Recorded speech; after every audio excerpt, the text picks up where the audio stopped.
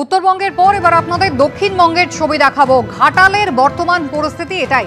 পুজো মিটতেই পশ্চিম মেদিনীপুরের ঘাটালে ফের জল যন্ত্রণা শুরু হয়ে গিয়েছে।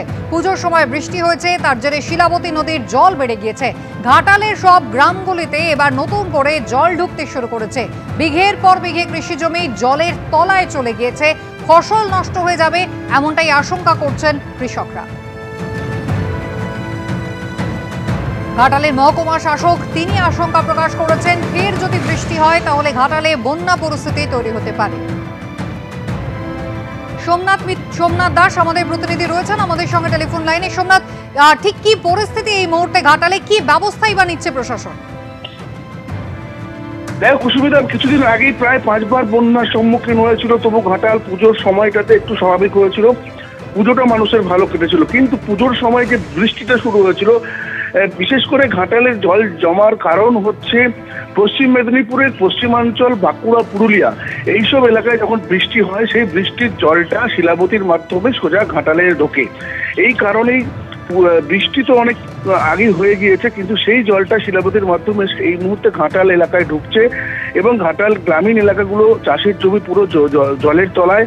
ধান হয়েছিল, নবান্নের যে নতুন ধান হয়েছিল সেই ধান এই মুহূর্তে জলের তলায়, বিঘের পর বিঘে চাষের জমি জলের তলায়। পুরো এলাকাগুলো তো জল ঢুকতে শুরু করেছে। যদিও ঘাটাল মানুষ এই জলে অভ্যস্ত, এখনো উদ্বিগ্নের কিছু ব্যাপার নেই।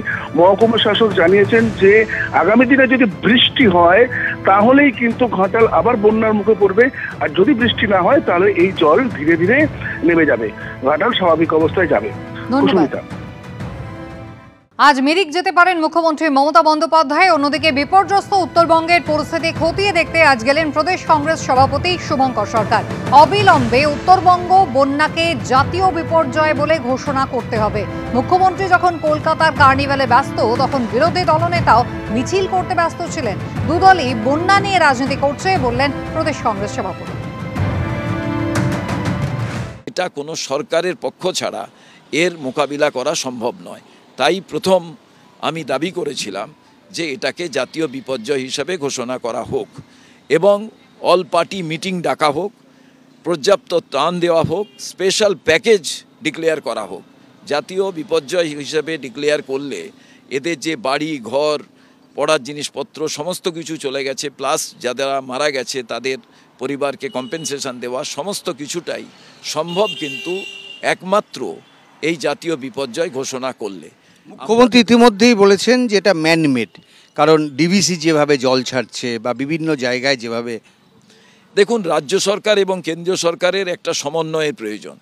এরা যদি নিজেরাই একে অপরকে দোষারোপ করেন, প্রধানমন্ত্রী এবং মুখ্যমন্ত্রীর বাকযুদ্ধ শুরু হয়ে যায়, তাহলে সাধারণ মানুষ কোথায় গিয়ে দাঁড়াবেন?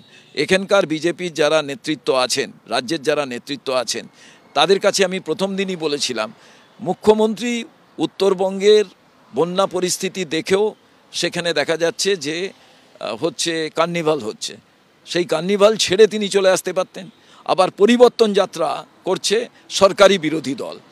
এবার এরা কিন্তু কোনো সময় ভাবছেন না মানুষের দুর্গতির কথা, এরা ভাবছেন 2026-এর নির্বাচন, আর সেই নির্বাচনকে সামনে রেখে নিজেরা কে কত শক্তি প্রদর্শন করতে পারে, বাকযুদ্ধে নামতে পারে, তার পরিণতি।